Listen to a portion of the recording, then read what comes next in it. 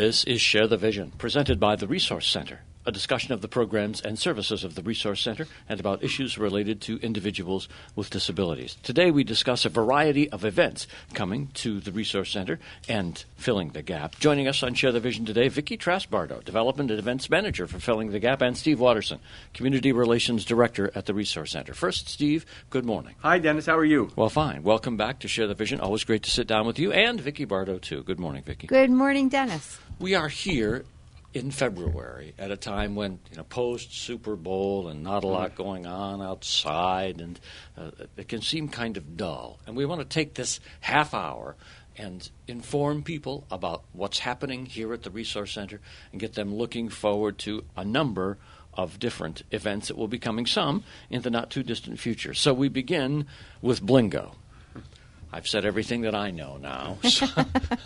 So Vicki, let's go to you and describe for us what Sassy Bags and Beyond Blingo is all about. Okay, well, I will try. A few years ago, we were trying to decide, let's bring in another event over to the Filling the Gap realm of special events, and we all put our thinking caps on, and we came across this event for purse bingo. What you do is, instead of winning money at bingo, you would win a purse. We thought, well, we can kind of do something with that and put a little spin on it and make it our own. And hence, this whole Sassy Bags and Beyond Blingo event was born. This will be our second year of hosting the event. Last year, of course, we didn't know what to expect. And we had about 100 gals show up to play. And it was a lovely evening. It was a lot of fun, a lot of laughs, truly for the novice bingo player. We're not high-tech. We're not any of those things. And it's more of a casual atmosphere. And people were there knowing it was for charity. And we had a Chinese auction, and we had some snacks and light beverages, and everyone had a great time. And we purchased 12 bags. And they're not the high-end designer bags like you would think, but they were very, very nice and kind of universal. They were something that everybody would like to carry, and very successful, great feedback, and everybody thought, well, let's try this again. We were able to make $2,500 for the first time out, and I think it's a very good indication that this event will be a success for this year. $2,500 divided by 12.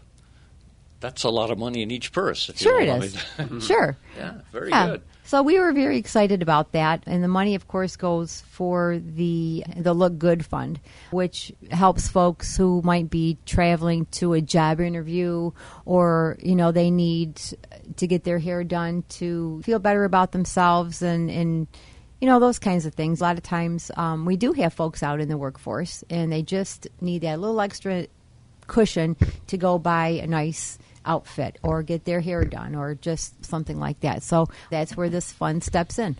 Steve, the Look Good Fund has a real history here at the Resource Center, does it not? Oh, yeah. It was established maybe 17, 18 years ago. It's a while ago by Margaret Look, who I think longtime members of the community will remember Margaret. She was a reporter and editor at the Post-Journal back in the 1960s, was on the Resource Center's board in the 60s and 70s, and decided, like I said, about 17 years ago, I think, that she wanted to create a fund, as Vicki said, that people can use to get some things, new clothes, money for a haircut or a hairstyle, preparation for a job interview, just things that are going to make them feel better about themselves and their appearance, and started up that fund, and it has helped hundreds of people over the years. It's one of our most popular funds. It's utilized a lot by folks. It's one of those funds where it doesn't take a whole lot of money given out by this fund to make a real difference in somebody's life, and it's very well utilized, and I think this fundraiser is fantastic, and we can pull in a few $1,000s for this. That's going to go a long way toward helping folks with disabilities here in our community. So a very good cause, very fun thing, but let's get into some of the real detail as to when is this year's Sassy Bags and Beyond Blingo. Well, the good news is this. We still have some tickets available, and the event is on Wednesday, February 21st, right over at 200 Dunham. We use the back entrance, and The doors open at 6, and the game begins at 7. We have some celebrity bingo callers. Stephen Watterson will be one of them. Speaking of people with long histories and different things, Steve has a long history as a bingo caller, too. Amen. Try to keep him away from that bingo game. You can't do it. Well, just for those who weren't there last year or may not still have a concept in their mind as to how this works, how exactly could you win a purse? Okay, what we do is everyone comes in, they purchase a entrance ticket, so to speak. And there's 4 games on a sheet. And it's a bingo game. And we have a caller, and we play different games, different configurations of bingo. And if you get the bingo, which is, I don't know if everyone knows what that is, but it's a board game. And this year we're going to do something a little bit different. All the bags will be numbered, and the numbers will go into a basket. And when game number 1, we identify a winner, that person will go up and pick a number out of the basket and get the coordinating bag. Entirely random, then. It's entirely random, and I think, and if people want to swap at the end, that's perfectly fine. Last year we had bags assigned to game 1, game 2, and people were like, oh, we really want to try for that bag, or we want to try for that bag. And it's a game of chance, so there's no guarantee anyway, and this just kind of makes it a little more fun. Because you really don't know what you're going to get till you put your hand in the basket and pull out a number. So if there are listeners who want to get involved in this, you said there were still a few tickets left. What's the next best step for them? Now, this is Saturday as they're hearing this, so I would presume that they would need to take action on Monday? That's correct. We can get tickets to you if you prefer, or you can stop by at 92 Fairmount Avenue or 200 Dunham. And the tickets are $20, and it's for a great time and a great cause. I didn't mention, but we're broadcasting today from your offices at the Felice Corporate Center here on the Fairmount Avenue, right at 6th Street in Jamestown. First time we have done a Share the Vision show here in a long time, so thank you for inviting us in. Sassy, Bags, and Beyond Blingo to benefit the Good Look Fund is coming Wednesday, February 21st. Doors open at 6. Blingo starts at 7 at the Resource Center's administrative offices on Dunham Avenue. Is there anything else we need to do for that one at the moment, Vicki? I think we're good right now. Just note that you might want to bring some additional money because we do sell tickets for extra bingo games called specials. And also, I will mention this. For every special that is sold, you will also receive a $5 gift certificate to one of our wonderful restaurants that are supporting us, and that's the Main Landing. How sweet.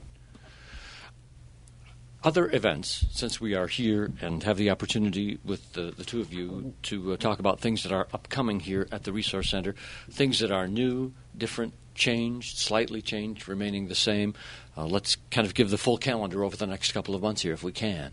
Yeah, as you're aware, and I think a lot of our listeners are, we have a lot of community events that go on all year long, and I think we've taken time in past years using this radio show as an opportunity to talk about some of them, so we can do that. The one big new thing that we're doing this year is called Shake, Rumble, and Roll, and I'm going to turn that over to Vicki because she is organizing this one. Shake, Rumble, and Roll. How do you like that? It's a great poster. And tell us what Shake, Rumble, and Roll is all about. Well, again, we were sitting around the table and trying to figure out replacing one of our more popular events throughout the years, which, of course, we know was Gus Macker and Street Jam. We've divested from that, and we came up with a new event called Shake, Rumble, and Roll, which is a poker run for motorcycles. And the thought behind this, and actually the co-chair of this event is Randy Lewis, who is our attorney. He's also a big bike guy. Mm-hmm. So we decided that let's make this interactive. Let's make it a lot of fun. We used to do a dice run or a poker run associated with Laurel Run, and it was successful. But we wanted to do something in the South County and have it a little bit a different spin on it. So what we did is we've secured 8 places where you go and you pick cards, and from stop to stop, you're going to be picking up more information about Filling the Gap, the Resource Center, and so forth, and go to all these different spots throughout the county. And then we're going to have a celebration party at the Lakeview Hotel, and all the excitement is on June 2nd. And can people get involved in this already, or is it too soon for people to sign up? I think the best thing to do right now is to visit the website, the fillingthegap.net website and check out, as details are, we're still working on them. We have 75% of the day structured. We will say that our celebration party up at the Lakeview is going to include the wonderful band TPT. They're going to be playing probably later afternoon, maybe 2 or 3 until 5 or 6 p.m. And then those details are going to be forthcoming as soon as we get everything kind of nailed down in terms of the route and the time frame. This is a fundraiser for you also? It is. Does the money go to a specific project? It is. It's going to go actually towards TBI program and also to PTSD and the behaviors associated with that issue. TBI, traumatic brain injury. Correct. PTSD, post-traumatic stress disorder. Correct. Am I passing the test here all right? You are. Well. You're doing very well. And I should remind myself to kind of spell it out a little bit because everybody might not know what that means. Well, the Resource Center has a keen interest in helping people who are victims or are suffering from both of those disorders. Is that the right word? Yeah, that's true, through our New Vision Services program. And is there a cost to Shake, Rumble, and Roll set yet? Yes, that we can tell you. Vicki, how much would it cost? Well, to be that's part of $20 a person, whether you're a rider or a driver. And that includes all these grand stops and also the celebration party. And you also get a commemorative T-shirt, which is going to be really cool based on this design. Which we can't show on radio. But I know. I wish everyone could see it because it's really cool. I didn't know we were getting a commemorative T-shirt. We're going to get a commemorative T-shirt, and then we might even be selling those after the event. So we'll have to see how that all goes. But it is motorcycle-themed T-shirts, very dramatic, and looks like it'd be very appropriate for this situation. Saturday, June 2nd, for Shake, Rumble, and Roll for Filling the Gap. Since the two of you have been involved in a lot of efforts like this over the years in terms of raising money for certain aspects of the Resource Center and its affiliated corporations to help persons with disabilities and community outreach in a wide variety of ways, why is it that you continue to put so much energy into the sustaining events, the new ones? This has some real importance to the mission here. Oh, sure. We always need money to make the things that we do possible. No money, no mission is a phrase that you hear sometimes. So we have these fundraising events. It's also nice to be able to give back to the community or to put on events that the community can enjoy, which we have a long history in doing. And whether those are fundraisers or just something like sponsoring the holiday parade. It's a way of giving back to the community a bit, but also, we want folks to come out and get involved with us and know what the Resource Center and Filling the Gap are doing. But yeah, the fundraisers are great. They're very successful. Another event we're going to talk about here is our TRC Golf Classic, which will be having the 22nd annual for that event coming up this year. And that event has netted over $1.6 million since it first started in 1997. And it may be even a little higher than that. I'm kind of lowballing it, I think, by saying $1.6 million. So phenomenally successful.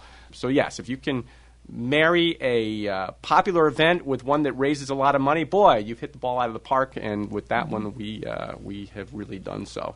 There are changes, though, or at least one significant change for the golf tournament this year, the TRC Golf Classic. And maybe this is the time to put that out to the community. Yeah, that event has always been in August, but this year we are moving it up to May 21st. I think it's the first tournament of the year at Moonbrook. The slot came open this year, and we were offered the opportunity to switch the golf tournament to that first event. And, as you're aware, summers are pretty busy. We've got Laurel Run. We've got the Lip Sync contest. We've got Step Up for Autism, Sprout Film Festival.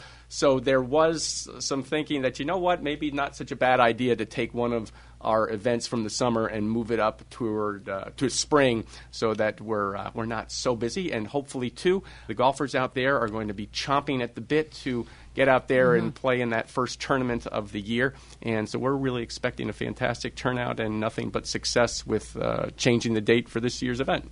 I've asked this question on another subject or two already today, but is it too early to sign up for that one, to get information on that one? Heck no. Vicki's on the committee. Yeah. We are ready to roll, and if you need information, give me a call, and I'll be happy to send you the information. If you'd like to play or sponsor, we have plenty of availability at this point.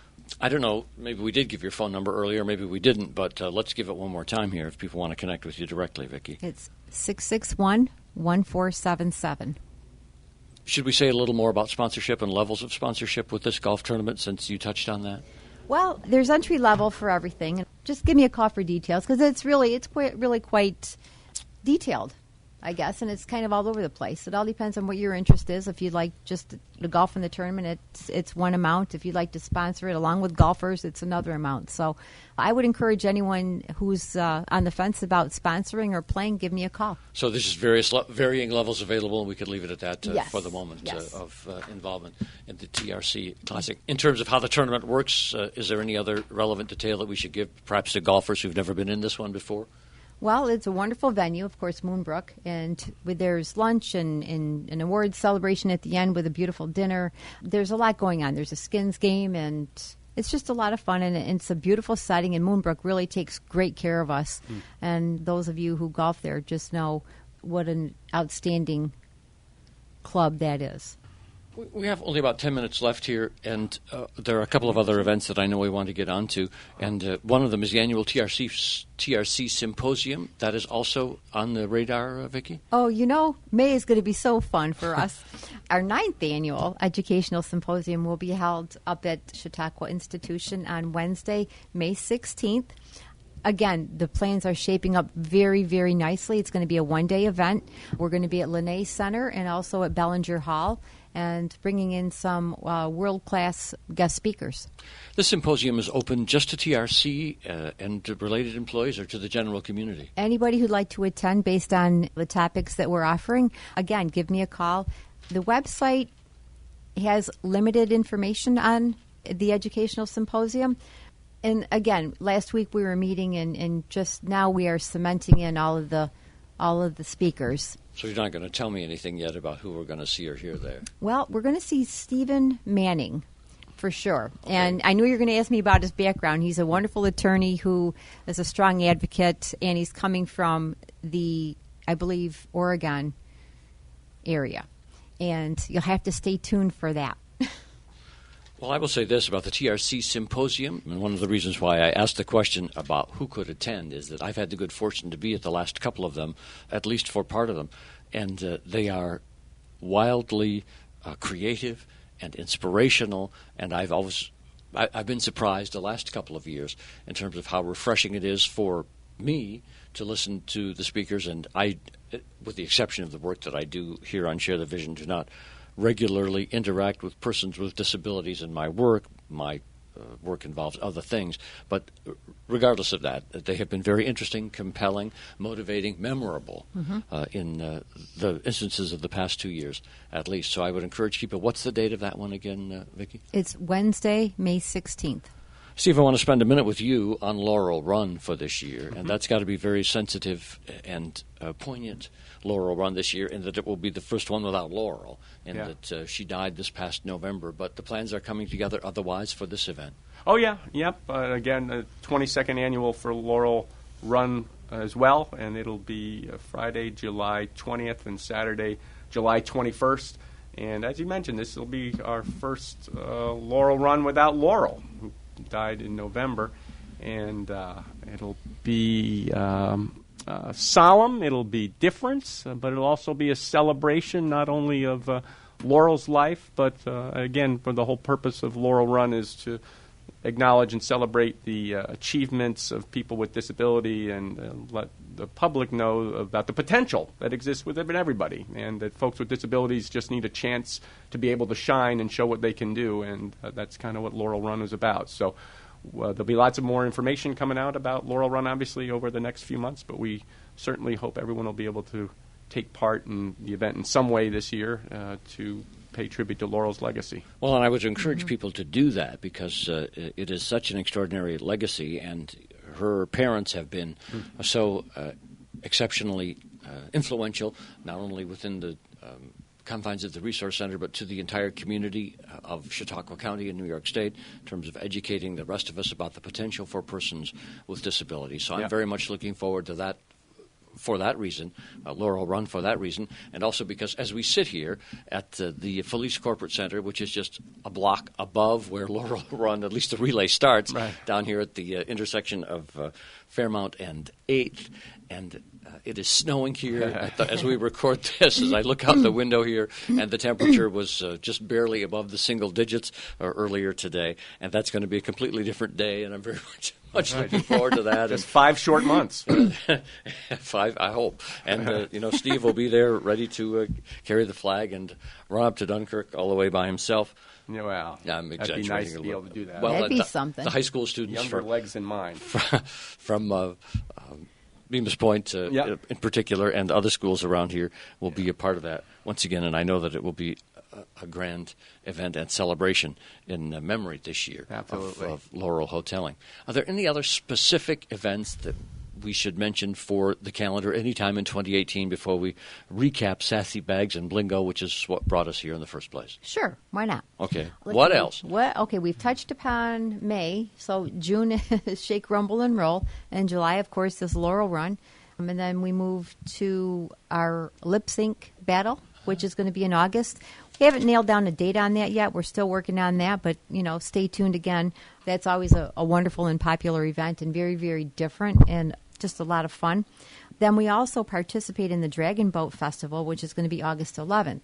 We are sponsors of that event, and we have 3 boats that are going to be competing, but I've been on that committee this will be my 3rd year, and it's just really evolving and becoming bigger and grander every year. So again, come on out. We're encouraging everyone to attend that. Then we move along to the Sprout Film Festival, which is September 28th. And then Step Up for Autism will be September 29th. So that's another fun-filled weekend for events. And if you'd like information, I'd be happy to let you know the details.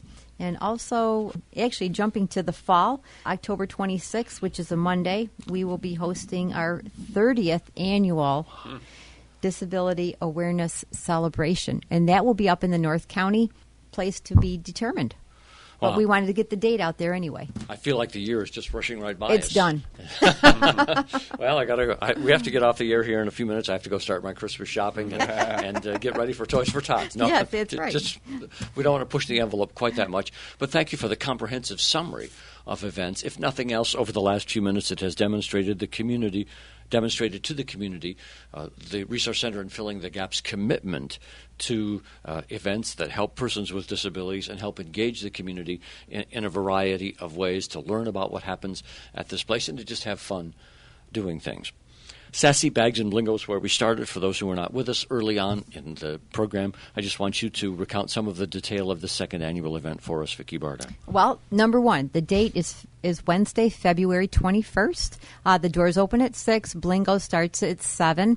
It's $20 to get in, and then $5 for each additional ticket. And then we are also selling Chinese raffle tickets, and I will quickly, if I can, list some of the items that are going to be available for the auction. Sure, go ahead. Coming from Salon 1, The Main Landing, Sandy's Bakery, Mia Bella Salon, Hotheads, Webb's Captain's Table and Resort, Dorian's Plus, Pace Promotional Solutions, Escape Rooms of Jamestown, Friendly's Restaurants, The Clip Joint Barbershop, Tim Hortons, and there's a whole lot more. So you can win those things, too, as well as a purse. Yes. So if a man were to buy a ticket, would that be all right? Absolutely. Absolutely. This would be a great gift. I mean, it would be fun if you're thinking of buying somebody something for Valentine's Day, maybe. Your mom or your sister or whatever. Get her a ticket to come to the Blingo game and attend with her. We did have some fellas last year, come to think of it, and they had fun. I think they were more people watching. But it was fun, and we're all about having fun and raising friends. And a lot of our fundraising efforts also is friend raising and awareness. And that's really huge for us around here. Very succinctly put. If you want to know more about any of these events, particularly Sassy Bags and Blingo, for which there are still a few tickets available as this hits the air, 661-1477, and talk to Vicki Bardo directly. 1 minute remains on Share the Vision, and it's probably worthwhile doing this just to put the capstone on this today and inform or remind listeners of the connection between the Resource Center and Filling the Gap, because we've mentioned a couple of times that we are speaking and the sun is coming out now. I don't know if it's warm enough to run outside there yet, reflecting on Laurel Run again, but at least the sun is coming out as we do this. But the connection between the Resource Center and Filling the Gap for a moment for our listeners. Filling the Gap is a supporting organization to the Resource Center, raising money to help us do the things that we do to support people with disabilities in the community. And then there are several corporations that operate within the Filling the Gap network, Team Services, New Vision Services, Support Enterprises. Mm-hmm. I'm not sure if there's anything else. So, type of resources. Did you say that? Yeah. I didn't say that.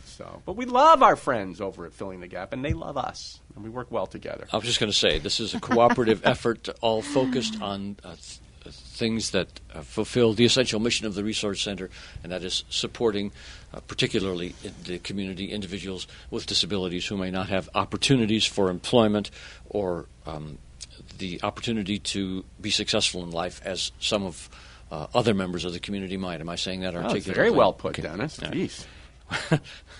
Well, thank you very much.